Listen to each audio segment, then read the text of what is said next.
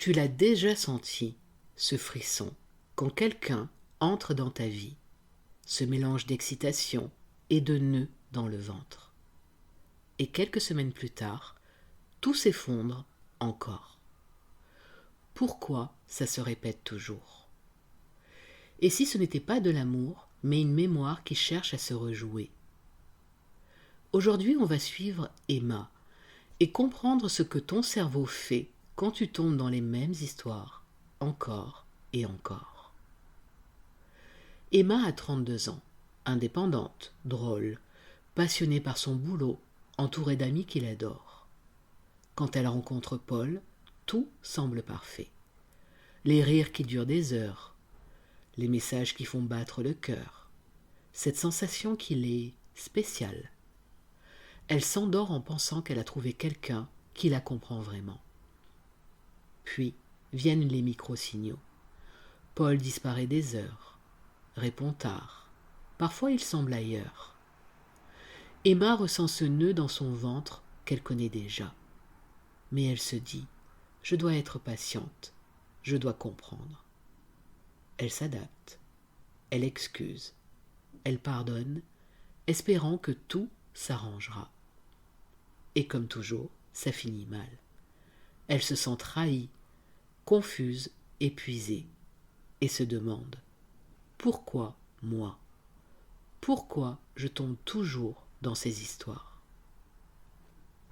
Ce que vit Emma n'est pas une erreur de jugement. C'est un pattern qui s'est installé depuis l'enfance.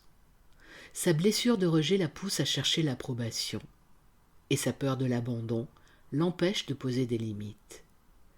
Elle tombe amoureuse de la familiarité émotionnelle, pas de la personne.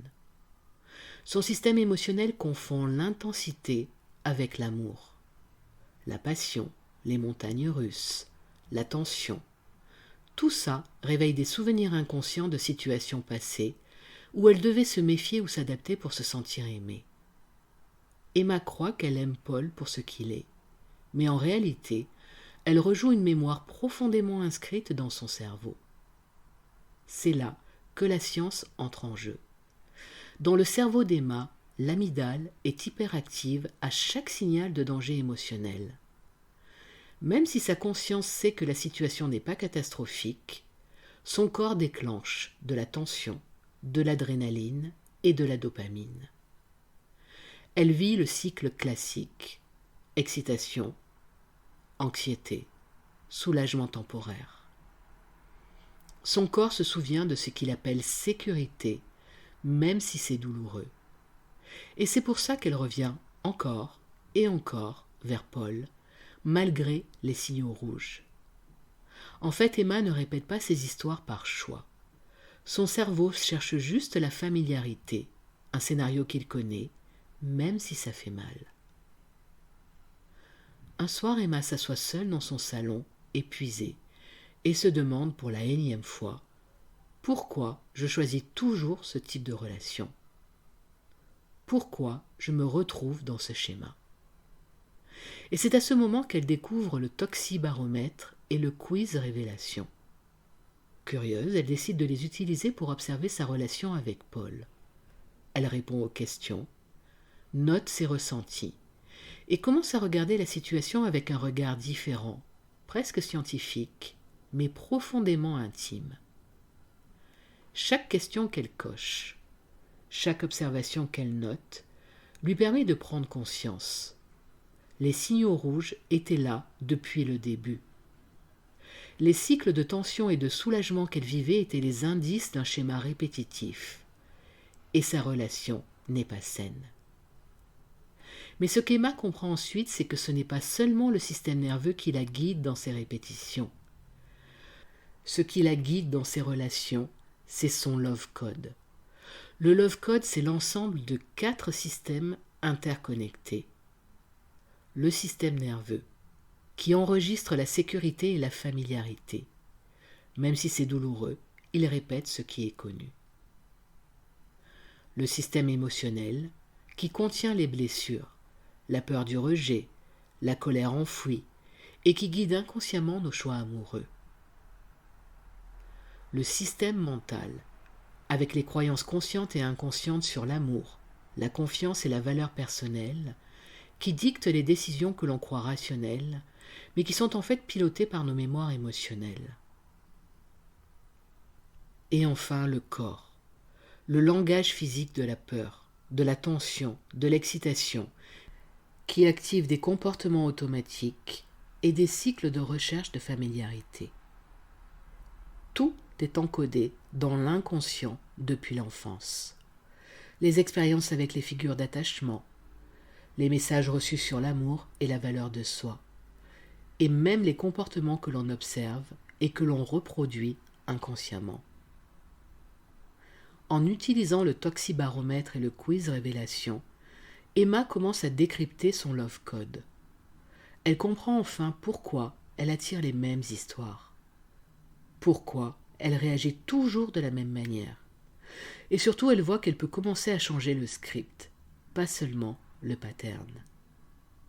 Avant, Emma se sentait impuissante, coupable, épuisée. Après, elle commence à voir le mécanisme, à comprendre que ce n'est pas de l'échec, mais un apprentissage. Elle n'a plus honte de son pattern. Elle commence à le décoder, à l'observer, à faire des petits choix différents.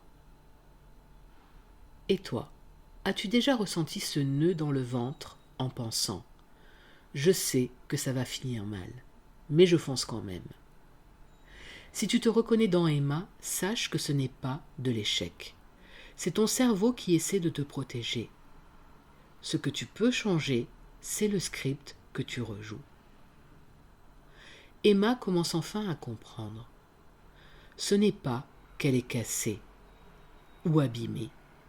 Ce n'est pas qu'elle attire toujours les mauvaises personnes par hasard. C'est son love code qui se réactive. Mélange subtil de son système nerveux, émotionnel, mental et corporel, qui rejoue encore et encore ce qu'il connaît. Et si toi aussi tu te reconnais dans ces schémas, si tu te retrouves encore et encore dans les mêmes relations, sache qu'il y a quelque chose que tu peux faire dès maintenant. Tu peux télécharger en cadeau ton toxibaromètre. Le lien est juste sous la vidéo. Prends le temps d'étudier tes relations à la lumière de ce baromètre et réponds au quiz révélation. C'est un premier pas concret pour voir ce qui se répète, comprendre pourquoi et commencer à reprendre le contrôle. La bonne nouvelle, c'est que rien n'est figé. Même si tu as ces patterns et que tu continues à les vivre, ça ne veut pas dire que ça doit durer éternellement.